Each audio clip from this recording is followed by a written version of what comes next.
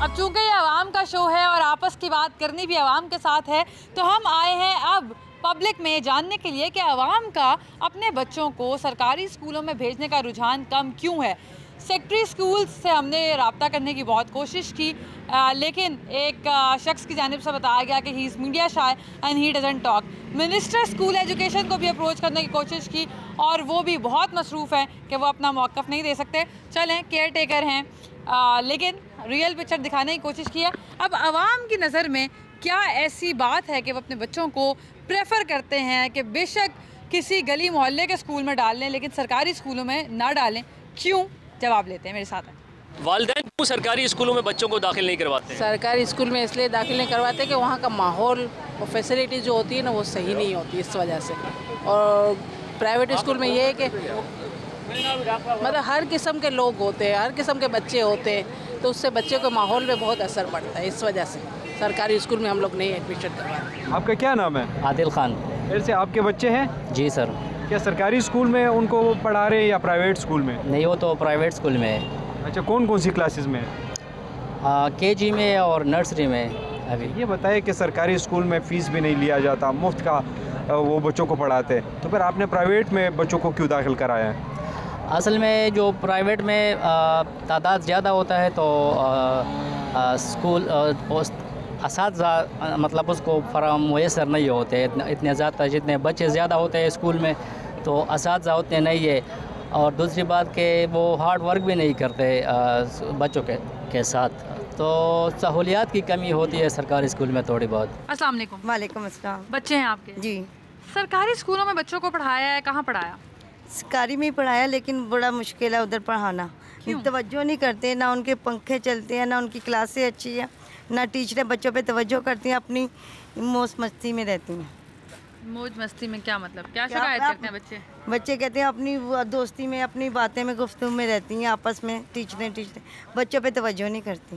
Private میں پھر کر لیتے ہیں کیونکہ انہوں نے پیسہ لینا تھا، لیکن وہ ہماری اتنی پہنچ نہیں کہ ہم ان کو وہ کر سکیں۔ اگر افورڈ کر سکتی ہوتی تو سرکاری میں پڑھاتی؟ نہیں، بالکل نہیں، بالکل نہیں۔ ایک دور میں سرکاری اسکولوں کا معیار اچھا ہوتا تھا، بچوں کو داخل کراتے تھے والدین، اب کیوں نہیں کرواتے ہیں؟ کیا وجہ ہے اس کی؟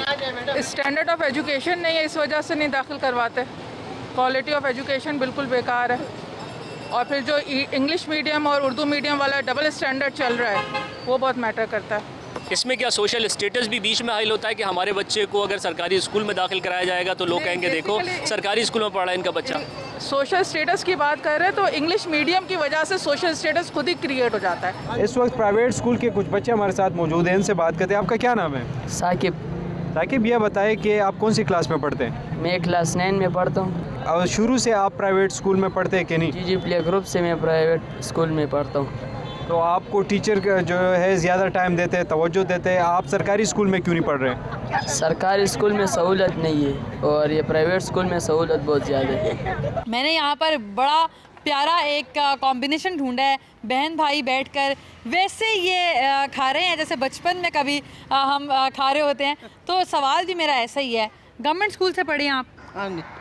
تو آج کل ہم دیکھ رہے ہیں کہ گورنمنٹ اسکول میں پیرنٹس نہیں داخل کراتے اپنے بچوں کو، آپ کے دور میں کیا سسٹم تھا اور اب کیوں نہیں کراتے؟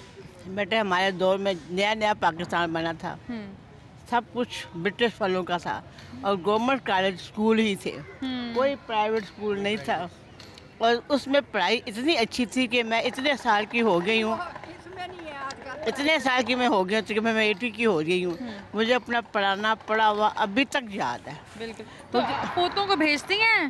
پوتوں کو تو جاتے ہیں انگریزی اسکول۔ ان کو گورنمنٹ اسکول میں بھیجیں گی؟ نہ، مجھے ماں باپ بھیجے، میں کیوں بھیجوں؟ ویسے نہیں بھیجیں گی، ماں باپ کیوں نہیں بھیجتے؟ ماں باپ بھیجیں، میں کہتی بھی رہوں گی کبھی نہ بھیجیں گے۔